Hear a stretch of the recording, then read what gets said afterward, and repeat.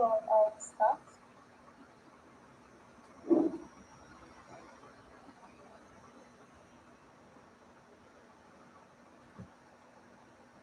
Okay, great.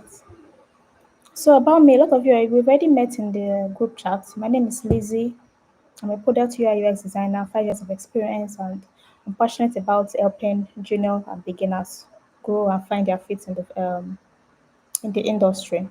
So today we are talking about how to style your typography, which is one of the um, basic but yet very important part of your UI design. Okay, so you can have a very beautiful design, like the colors are great and all of those things, but your typography can be the one that is making it not on point, if you get what I mean. Like the typography might just be what you need to make it perfect. Okay, because all the elements of your design, every element of your design work together, right? From the colors to the graphics, the illustration, the icons, up to the typography, the font, how you style it, they all work together. So if you have great colors but you don't have great typography, it can ruin your project, it can ruin the design. Your target audience might not be feeling what you want them to feel. You understand? Because the UI layout is not complete. So the first thing we're going to be talking about is how you are going to choose fonts for your project. First thing that you need to do, right? First thing you need to do First thing you need to do is to understand the projects that you're working on, its target audience. What kind of projects are you working on? Are you working on a children's project? Are you working on e-commerce projects? Are you working on a corporate project, NGO, and the likes? Like whatsoever it has to be. The first thing that you need to do is understand who your target audience is, and at the same time, understand your stakeholders. Okay? Understand your stakeholders. Right? So you have to understand that's even about colors. Now I'm just like touch pointing on that. So you have to understand your stakeholders, understand your target audience. If you are designing for children, your font has to be children like. If you are designing corporate, your typography has to be corporate and readable. All right. Then after you understand everything, you have to make your research. Look at your competitors. I think the very first thing that you need to do is to find out the kind of fonts that your competitors have used or that are using. So if you are not sure about the kind of typography that you need to use, just go to the competitor's website and see their their fonts. All right. There are different tools that you can use to check the font on your website. So I'm just going to check. You have to install Font Ninja on your browser, and then you can use it to check fonts on a particular site, right? So now that you have decided you want this exact font, fine. But if you don't want to use that, if they are your close target audience, so that they don't feel like maybe you copy them or something, right? You can go to Google and search for alternative fonts to that one or similar fonts to that. So that's like the first thing that you need to do in choosing. Like I know that most times when we want to start a project, what font are we going to use always like the biggest issue, right? But if you are able to do this, understand the project, the target audience, then go to your competitors and check their websites, check the kind of font that they're using. Look for the alternative or similar. That one is very simple. Just to go to Google and type the name of the font, alternative font to so so and so, all right, or similar fonts to this, right? And then of course you get results. You can use GPT for it. And then another thing that you also want to put in mind is that pick from safe fonts. Excuse, excuse me, what do I mean by safe fonts? Safe fonts are fonts that if your developers have to look for them, they can always find them on Google. Like Google fonts, they can find them on Google fonts list. All right. So if you are working, if you're not considered developers, fine, no problem. But if you have to consider a developer, which is very important, because they have to be able to find the font and be able to use it. And that thing again is that the font has to be web compatible. There's some fonts that they don't render well on some certain browsers. They might render well on Chrome, but no, don't render well on maybe Brave or Fox or any other browser like that. Do you get? So you have to ensure that the font is browser compatible. All of these things, you can just research it. It's so and so font browser compatible and all of those things. And Google will give you the answer that you're looking for. You understand? So make research. Choose from a safe font list. Ensure that the fonts are web compatible, and then use a good font. It is very important for you to use a good font. How do you use a good font? Let's go to Google Font. I'm going to show you how to determine what a good font is.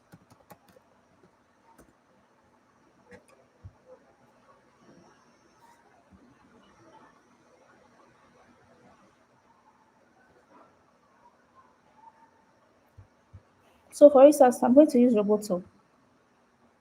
Roboto is a good font. Roboto is under the safe font list. You don't have a problem. But in case you are trying to be dynamic and use some font that is not that popular, you want to check the what's this called, glyphs, if I pronounce that well, and check that their symbols are okay.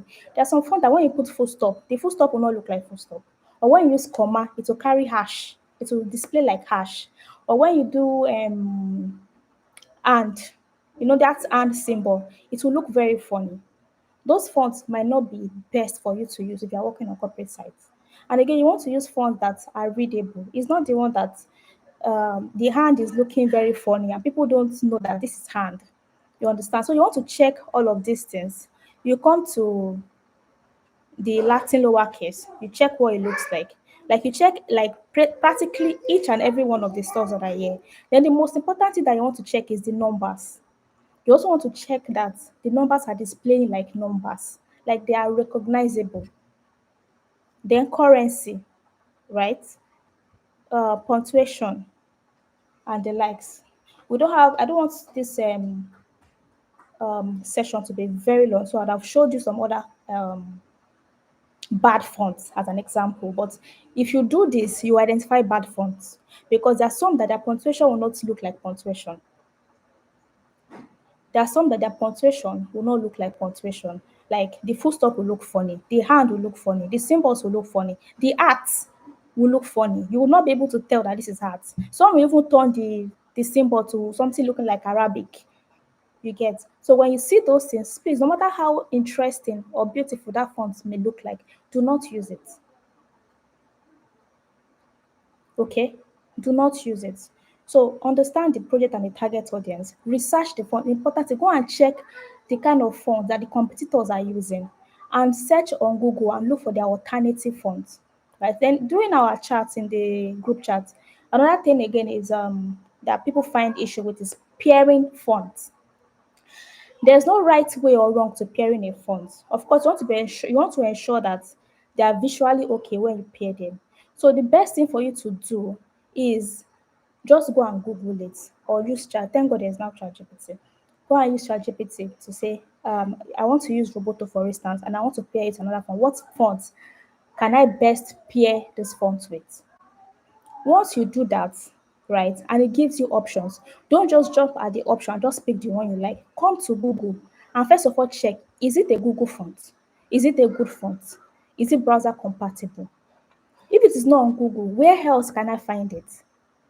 Because there are many libraries aside Google Fonts I can get fonts from.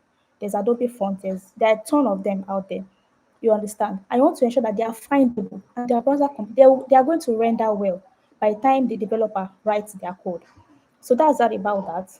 And then here are a list of safe fonts. Like if you don't know fonts to use, if you don't want to make research, if you don't want to do anything, just pick from these safe fonts. These ones are popular fonts that are okay. They don't have problems. A lot of people use them. You see them on popular sites. Poppins, Inter, Roboto, Montserrat, Noto, Merryweather, and all of the likes. There's Playfair. The one I'm currently using on this slide is Playfair, right? So these are safe ones that you can just pick from if you don't want to think too much. But if you want to go further, then make that research. There's no elements that you use in your projects that you don't have to make research on, even on your typography. I hope that is clear. And then we have serif and sans in case you still have issue identifying serif and sans serif. You can already from this picture. This picture is gotten from Google, by the way. You can see serif fonts are the ones that have these extras, these tails, right? While the sans serif don't have. So it's as simple as that. So people that want to pair font together like to use serif as heading and sans serif as subheading, right? But if you don't want to use more than one font, if you don't want to use more than one font, right, just stick with sans serif because a lot of times serif sometimes might not be readable. Right, display first sometimes might not be entirely readable for some projects and for some targeted audience. So you want to be sure that if you are designing for elderly people and most of them use glasses, you want to ensure that your font is as clear as possible. There's nothing looking funny so that they'll be able to read and see what you have displayed for them. Okay. So we have contrast. Um, Contrast is contrast everywhere on every design project. Prioritize your readability. Make sure that your text are placed on contrasting background. Just like the way you're going to design element on element and ensure that they are contrasting with each other, your font has to be placed on a contrasting background. All right. You don't want it to be dim. So I have um, some samples here that I've identified here. So let's see this contrast. So if your font or your typography is looking like this, not as clear, then you need to work on it. It's not even though I can see it, but it's not contrasting enough. Like it's not so clear. Even this is not so clear. If you have designs that you have the subtext like this, right? Or like this is even visible, but based, like I said, based on the audience that you're designing for, you have to put them into consideration. That's why we have user-centered design. They have to be at the center of your project, right? So if you have something like this is not contrasting. You understand? You want to like improve on it. You have something like this. It is not contrasting. You have to improve like on it. So a simple adjustment that you have to do to this is just to bring it out. I know some colors on my head, so I'll just use a code, right?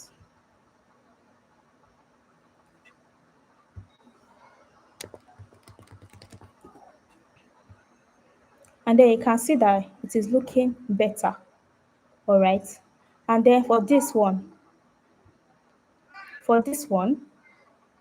the background is either you make this guy white if that's the background that you want to use, like by all means.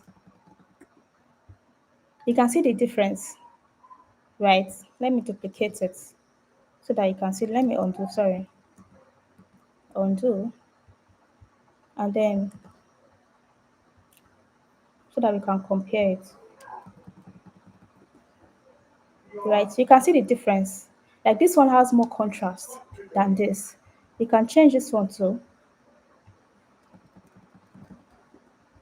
That this one looks more visible than this. So you want to be very careful. Even though it is clear, it is showing, does not mean it is contrasting enough. The contrast has to be very, very clear. There are a lot of tools and plugins that you can use to check your contrast on your page. Like you can always research that. And I can send you some maybe in the group chat later. So that's that. Um,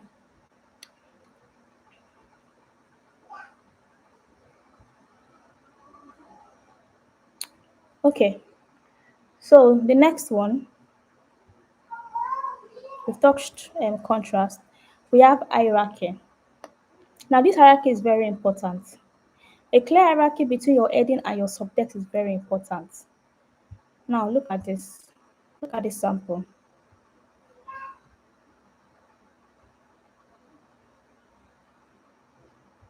This is heading and this is a subheading. And there's not so much hierarchy between them. All right. At the same time, you also want to avoid, let me show you. You also want to avoid fight for attention. What I mean by fight for attention is when both your heading and your subheading are fighting for attention. Which one should the user see first? I'm the one that should shine, or you wait first, let me shine, and all of those like when they are fighting for attention. A good example right, is something like this, right? This is even still better, but you see that there are some that you will not be able to tell like the difference between heading and subheading. This one is even 20 pixels. Why this is what 16 pixels? You see some heading that is 16 pixels as well and regular, and you'll not be able to tell if this is heading or if it's subheading, right? So the best way to do this is to create a clear hierarchy for your heading, and at the same time you want to avoid scenario like this where your heading is overly big and your subheading is very tiny. I used to call this one size. You know when you know size plus size, when a plus size person is sitting on a size 6 person or a size 8 person, it will look awkward. It will look awkward for one plus size person to be sitting on a size 8 person. That is what this looks like. It is very awkward. You don't want to have overly big heading and then your subtext is very, very tiny. You understand? Um, Here's another example. If you have if you have styling like this, it will not make your work come out. They're actually very wrong, like very wrong. In order to adjust them, we're going to be adjusting them together. So if I were working on a project, I would have created my assets, my textiles and the like, and then I'll just speak from them. But for the sake of this training, I'll just do it manually. So we can give this 48 and bold, and then we can give this guy 16. Okay, this is the 16. It's still looking better. Okay. But if you want to use a very big, okay, I think I have another example. Here's another, okay, this is typical. Oh, okay, you know what? Let's um let's present them. Let me bring this guy out and let's present so that you can see it properly.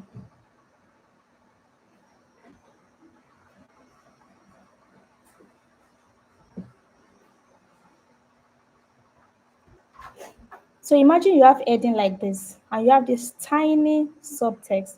This is like a plus size person lapping, sorry, a plus size, yeah, is it a size 8 person or size 6 person lapping a plus size person. I think I said it the other way the first time. When a small person is lapping a size, what do I use? Maybe size 18 or size 20 or a size 25 person, you understand? It is looking awkward. You want to create a visual balance. Fine, this is the heading, it is clear, but that does not mean this subtext have to be very tiny, you know. So what we are going to do is that we are going to correct this and um so this is size 14. What is the size of this? This is a 96 pixels.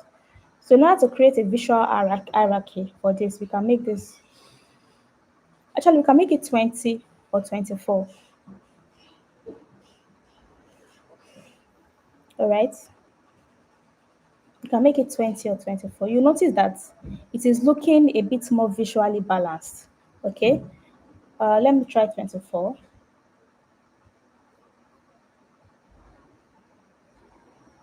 Also visually balanced, right? Unlike when we have that tiny thing that was sitting under this very big heading. Like it's not well designed. You want to ensure that there's visual balance in everything that you are doing, in any of your project, any of your elements, your colors, your typography. You want to ensure that. And this is not pertaining to UI UX design because I understand that we have graphic designers here, we have every other type of designers here, right? So if you're creating flyers too at the same time, you don't want to have something tiny and a very big heading. And most importantly, now you might want to put the actual detail in the subheading, but because people are always saying this one, they might not even read it because it's actually tiny.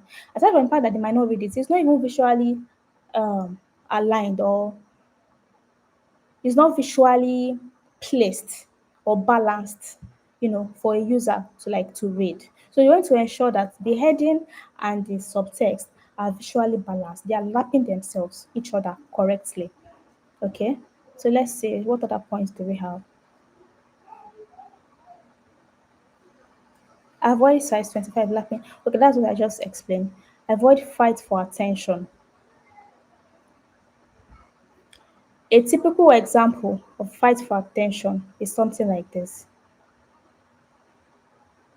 Which one is heading? Which one is subheading? Because this one is bold, then you might say, okay, it's heading, right? But imagine that this is heading and they are both fighting for attention. So what you want to do is that, in as much as your heading is, maybe let's make this one 24, right? I'm still going to come back to this color. You don't use 0000 black on text. Like you are not supposed to use it. You are not supposed to use it. Okay, but I'll leave that for now. We're still coming back to it. And then if you want to create this visual balance, you want to bring down, you don't want to use 0000 as well for the subheading. You want to bring this one down a bit so that it can step down a little bit for the heading to be pronounced, to shine. Okay, so we can do, so if you are doing, let me say we are doing 2121 for this, which is also black, but not 000 black. Then you can use 3, 1, 2, 3, 4, 5, 6 for this. Okay, so I'm not saying these are the colors that you have to use because I know this one's offhand. That's why I'm able to use them for this training. You understand? But you can use your color codes as you like based on your color palette for your project. Like I said, if I were creating an entirely new project, right, for myself, I would have created my style guide, my assets already, and then I'll just be picking from there. Okay, so I'm just doing this one's manual and I'm using the codes that I know offhand for these scenarios.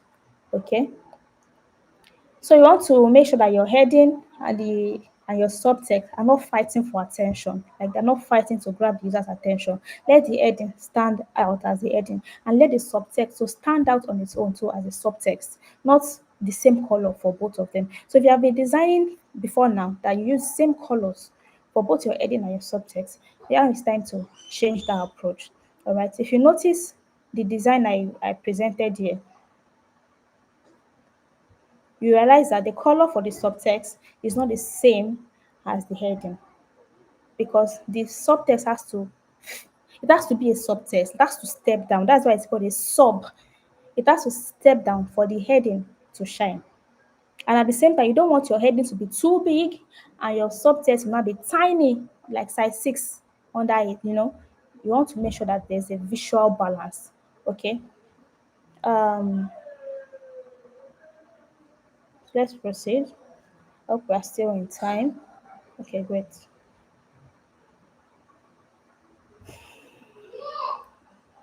Okay, so long article reading. This is also a very important part of styling your typography. If you notice, I'm using different scenarios. Okay, so I'm going to show you an example of this as well. So, on group, let us present this so that we can see it properly. So, if you have design for maybe a blog, for instance, and you have your text end to end like this, you are doing it wrong. You are doing it wrong. Okay, there are a lot of things that are wrong with this design. The text is too long and the text are tiny. Okay, the text are tiny. Let me see if I have um comments. Okay, great. Okay, the text is too long and tiny. Like, who is going to strain their eyes to read this? And again, you will notice that it is actually going to be very stressful. There's nobody that's going to read this, right? When I have to move my eyes from here and read up to this level, read, and come here, then carry my head, put my head and my eyes and my face, and come back to this angle again and read, and like that, like nobody's going to do that. Like it's not even a good experience for you to design for your users. Okay, so you want to ensure that you see the way my head is in the middle. You want to ensure that you keep their head straight in the middle. They don't have to move their head too much or strain their eyeball too much. Like they don't have to travel. They don't have to travel so long before they read the content of the web page that you have designed for them. Okay, so let's correct this. So I'm going to be correcting it manually again. Okay, because I've designed my this layout I'm using to auto adjust on its own, right? That's auto layout. You can see that they are manually, like they are automatically adjusting, right? As I'm adjusting them for the sake of this training. For the sake of this training, you understand? So what you want to do is that, see, there's nothing wrong when you have space left and right. You don't have to use everything, especially when it comes to reading. You want to ensure that they are not too stressed. Like why are you designing a web page? Because you put information for them to read, right? You want to ensure that they read it.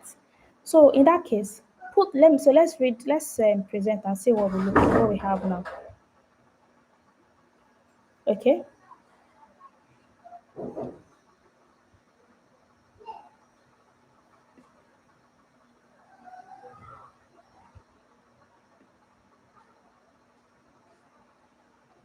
You notice that when you visit popular blog sites, there are some that they have end to end, like we just did now, and there are some that you just see the content in the middle like this. And then there are some designs that you have, if it is a blog layout, you see them put content left and right just to fill up the space, right? You can see them put recent articles or popular read or recommended for you on the side with a small card so that you don't miss it. But you want to ensure that the content of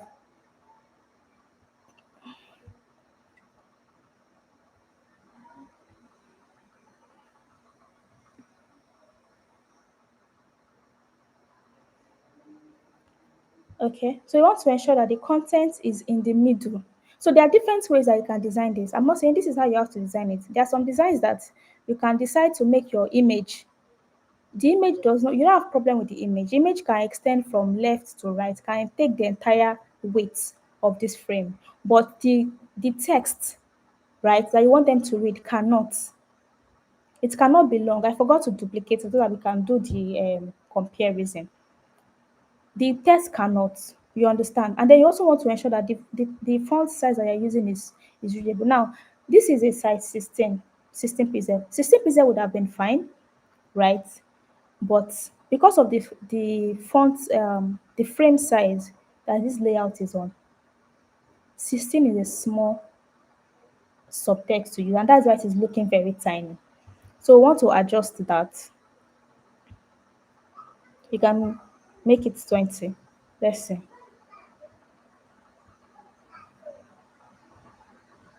Let's make it 20.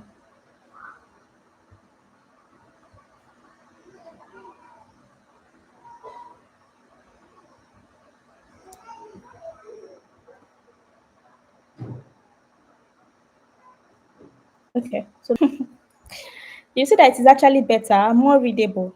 And this way, you don't have to, the user does not have to stress and strain because the content that they want to read is right in front of them. They can just balance, sit down like they just read, get what they want. We are still going to the reading pattern, but for now, you get the gist. All right. Like I said, you can design yours in different ways. You can decide to, you know what, let me just remove this auto um, stuff from it so that it doesn't adjust. You can decide to bring yours to the left, of course, with your margin in place.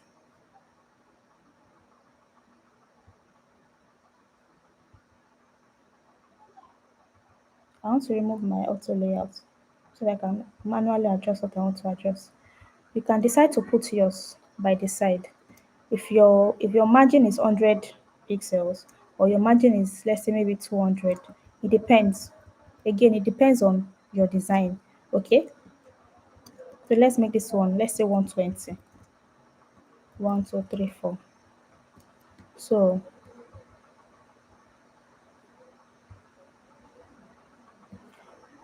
So my margin is 124, 1, 2, 3, 4. It's 120 now. You can have this.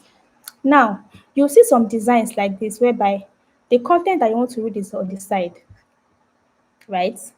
And that's because naturally we read from this angle, from the left side, except for the other language, maybe Arabic and co, right? There's something wrong here.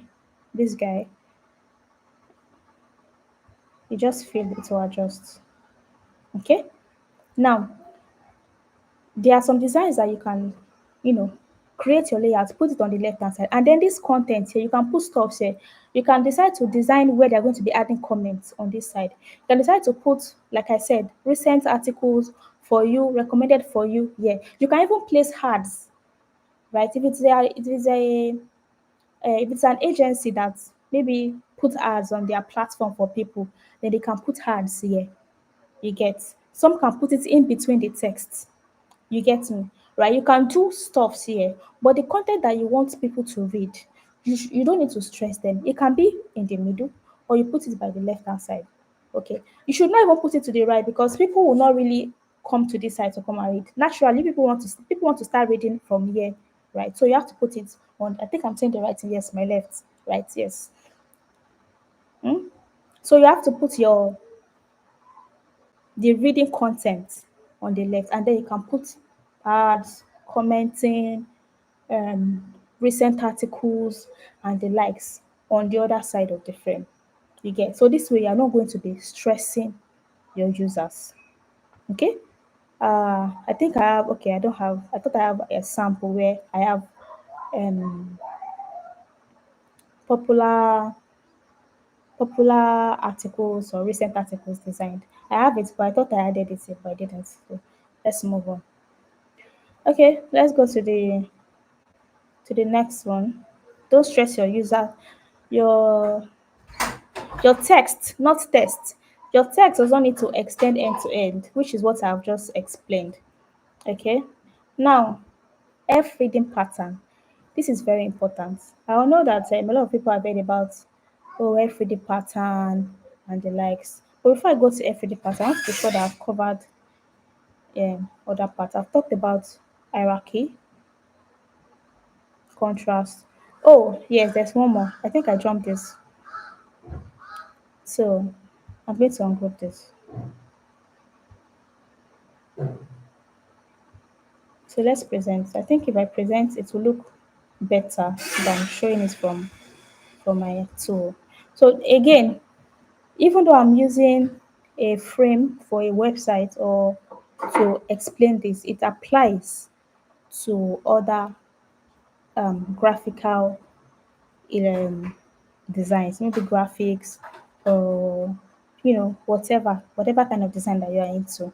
You get, like, all of these things apply, like the font, for instance, choosing the right font, pairing, for instance, the hierarchy part, the contrast part, right? They all apply. Now, clean and neat styling. If you have design that is fine, but your typography or your font looks like this, it has ruined the entire thing. It's looking fun if you look at it. Look at that example I gave, whereby your text and your fonts, your subheading, your heading and your subheading is fighting for attention. They are both black, black, black. You see that it is happening here. Look at the heading. Like, it looks like the each of the letters are running away from each other. The subtext looks like they are squashed, like squashed together. It's not sitting pretty. You understand? Or you have a kind of design where your subtext is looking something like this, right? This is not readable. Okay, it might look like it is, but it's actually not readable because the spacing between each letters are too much and it's making them look like they are standalone letters. Okay, if you have another design or sample whereby your design, so I want you guys to go and check your work, right, and identify all of these things. If you have designs whereby your typography is looking like this, squashed together. There's no clear hierarchy, there's no, like, it's not readable, then you are doing it wrong. You understand? You want to go back and go and adjust it. And you can quickly do that. So I'm going to teach you how to, like, do this. So first of all, there's something I use, right? There's some people that use percentage for their line heights and Yeah, I don't use percentage. The only time I use, in fact, I don't use percentage really.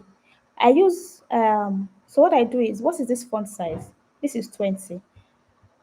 20 multiplied by 1.5. I don't know if you saw the difference. You saw what happened there. Now, my letter spacing, depending on the kind of font that it is, I use 0. There are some fonts, again, depending on the kind of font that it is, you might want to adjust. You might want to use yours as 1 or 0.5, right? But you want to ensure that whatever you are doing, you are looking at it properly and seeing that it is legible. Okay? For this font, I'm going to use 0 and I'm going to use 1.5. Now, 1.5 is the base at which I use for styling my line height, right? Now, the more your font increases, so if you have a font of let's say, okay, 1.5 up to 32 pixels, but anything over 32 pixels, let's say 40 pixels for instance, right? The 1.5 will come down because now your font size has become bigger, and the bigger the font, the bigger the space in between them. So you want to reduce it now, then instead of me using 1.5 like I did the first time, I'm going to use 1.3.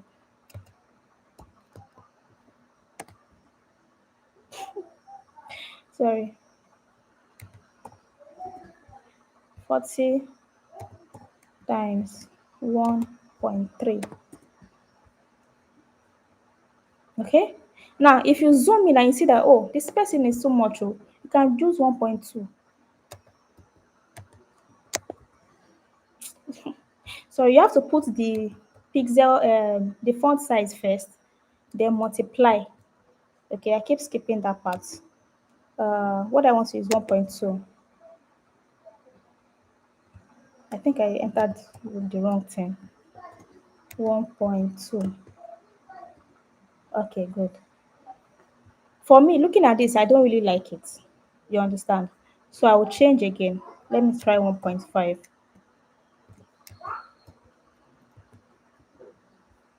I think this looks a bit better. You get, so you want to like, you don't see, there's no one way traffic to this thing. You just need to understand the formula.